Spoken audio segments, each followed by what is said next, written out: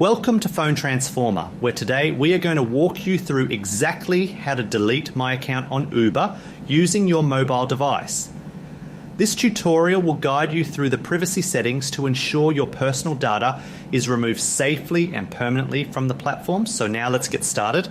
Step 1 is to go to your Uber app on your smartphone and ensure you are logged into the specific profile that you wish to close.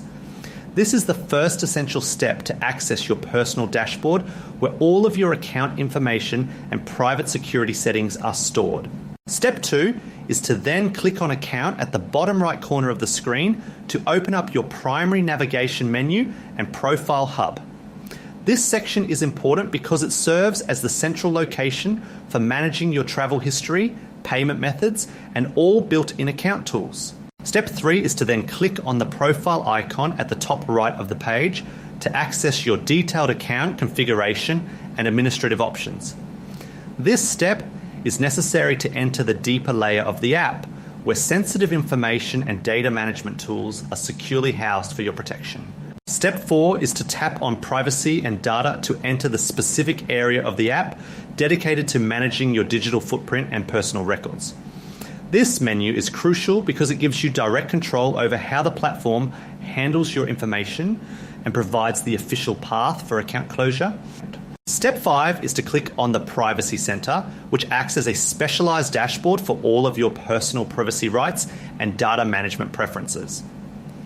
Entering the Privacy Center is a vital step because it contains the verified tools provided by the company to initiate a formal and secure account deactivation. Step 6 is to now scroll to the bottom, then tap on Account Deletion to officially begin the process of removing your profile from the company servers. This option is located at the very end of the list to ensure you have reviewed all other privacy settings before making this final and permanent change. Step 7 is to then click on Accept and then verify by code to prove that you are the authorized owner requesting this sensitive account action.